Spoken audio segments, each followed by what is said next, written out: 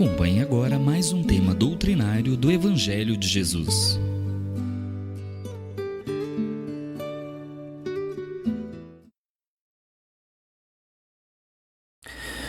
Boa noite a todos. Vamos neste momento elevar os nossos pensamentos em prece, agradecendo pela vida, pela oportunidade de aprendizado e pedindo aos bons espíritos que nos inspirem, para que possamos compreender, mas principalmente sentir e vivenciar os ensinos do Evangelho do Cristo. O tema para a nossa reflexão nessa noite de hoje é desprendimento dos bens terrenos, com base no capítulo 16, os itens 14 e 15 de O Evangelho segundo o Espiritismo.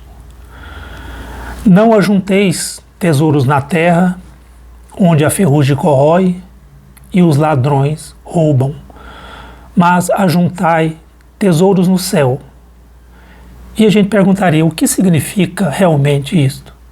Será que o Evangelho está condenando a riqueza?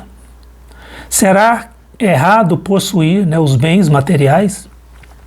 E a doutrina espírita nos esclarece que não é o possuir que é condenável, mas o apego que fazemos de nossos bens.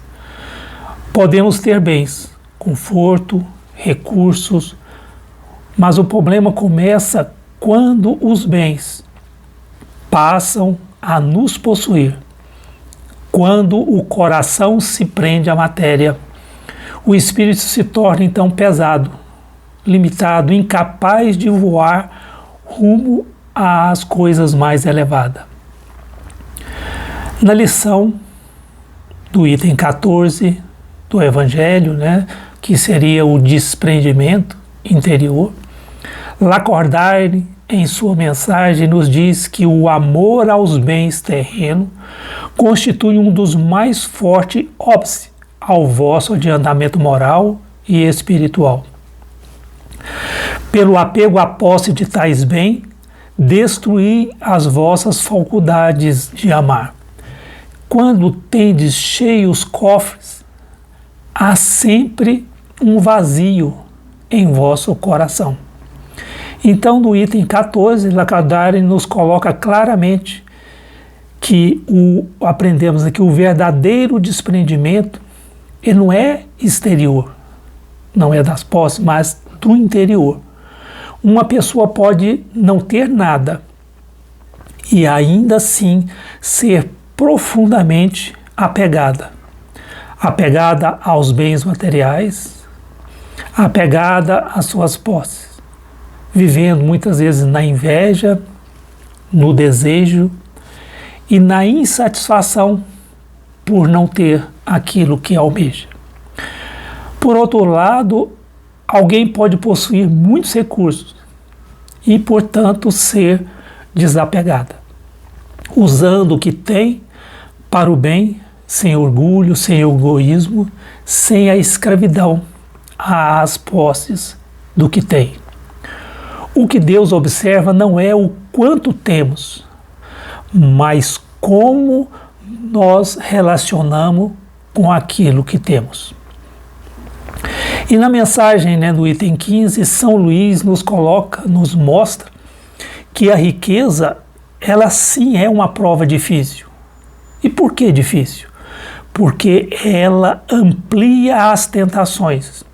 A riqueza pode alimentar o orgulho, pode estimular o egoísmo, pode criar a ilusão de poder, de segurança, e assim, pouco a pouco, o espírito pode se afastar de Deus, servindo a Mamon. Mas, ao mesmo tempo, a riqueza também é uma grande oportunidade. Com recursos, podemos aliviar os sofrimentos, podemos ajudar, podemos fazer o bem a muitos irmãos, aliviando a miséria e a fome. Ou seja, a riqueza em si, ela não é boa nem má. Tudo depende do uso que fazemos delas. Portanto, meus irmãos, vamos trazer isso, né, para a nossa vida prática, né? Como sabemos se estamos apegados? E a gente nota, né, que os apegos se revela em pequenas atitudes. Quando sentimos medo exagerado de perder o que temos. Quando temos dificuldade de dividir. Quando valorizamos mais as coisas do que as pessoas. Quando medimos o valor de alguém pelo que ele possui e não pelo que ele é. E isso são sinais claros de apego. Há uma frase muito profunda que diz: não é o que você tem que importa, mas é o que você faz com o que tem. Pensemos nisso. Se hoje perdêssemos tudo o que possuímos, o que restaria? Essa é uma pergunta importante, porque ela revela onde está o vosso verdadeiro tesouro. Jesus foi claro em dizer que onde está o teu tesouro, aí estará também o teu coração. Se o nosso tesouro está na matéria, nosso coração está preso a ela. Mas se o nosso tesouro está no bem, no amor, na caridade, nosso coração estará livre. E a liberdade é uma das maiores conquistas do espírito. Por outro lado, o desprendimento, ela aparece de forma simples. Ela aparece na generosidade, aparece na gratidão, na capacidade de repartir aquilo que temos, na confiança de que Deus nos provê o necessário. Ela se manifesta, né, que quando o espírito tem essa atitude desprendida, ela não vive, né, preso ao medo. Nós entendemos que tudo na terra é passageiro. Nada nos pertence de fato. Tudo são empréstimos de Deus. Hoje temos, amanhã podemos não ter mais. E isso não é motivo de tristeza, é um convite à sabedoria. Porque no final da vida não levamos casa, não levamos dinheiro, não levamos carro, levaremos apenas aquilo que construímos dentro de nós. O bem que fizemos, o amor que oferecemos, as virtudes que desenvolvemos. Portanto, o desprendimento não significa abandonar tudo. Não significa viver na miséria. Significa, sim, viver com equilíbrio. Significa usar o mundo sem se escravizar a ele. Significa ter, mas não depender. Significa perder, sem se desesperar, porque quem confia em Deus sabe que nada do essencial nos faltará. E a gente gostaria até de fazer uma pergunta, né? Se eu perder hoje o que tenho, como fico? Meu valor está no que possuo ou naquilo que sou? Eu uso os meus recursos para o bem? E Kardec nos ensina, né, que a vida material é apenas uma etapa na imortalidade. Somos espíritos imortais em evolução. Estamos aqui de passagem. E tudo que é material aqui ficará. Portanto, a grande pergunta não é o que eu estou acumulando. Deveremos sim perguntar o que eu estou me tornando. Estamos nos tornando mais generosos, mais pacientes, mais humildes? Ou estamos nos tornando mais duros, mais egoístas? Essa reflexão é essencial, porque a verdadeira riqueza não está fora, está dentro. É a riqueza da alma. E Jesus nos dá várias passagens em seu evangelho. Nós vemos no evangelho de São Mateus, capítulo 6, versículo 21, onde Jesus diz: onde está o teu tesouro, aí também estará o teu coração.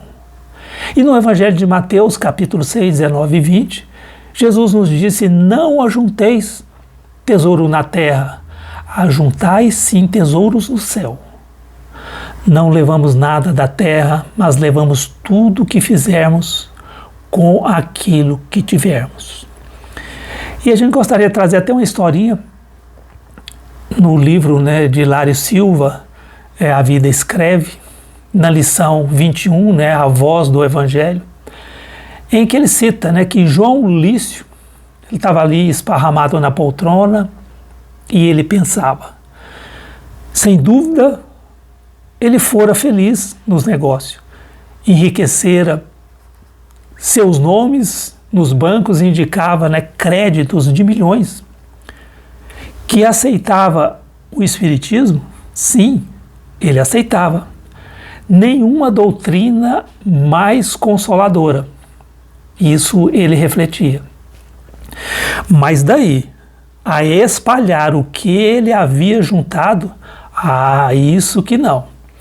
Meditava assim por haver recebido na véspera, né, a solicitação de 20 mil da parte de amigos para salvar uma grande obra que estava periclitante, né, uma obra beneficente. Para o montante que possuía, aquilo que havia solicitado era uma importância que expressava uma verdadeira migalha. Entretanto, segundo ele refletia, já havia feito tudo o que era possível. Dera grandes somas, custear a compra de vastos materiais para várias obras, né, de caridade, cumprir com os preceitos da cooperação e caridade. Então ele se sentia exonerado de qualquer compromisso. E ainda assim, ele ouvia dizer que o Evangelho respondia, né, a consultas e resolveu experimentar. Então ele levantou-se, procurou o Novo Testamento, e após recolhê-lo, tornou-se a sentar.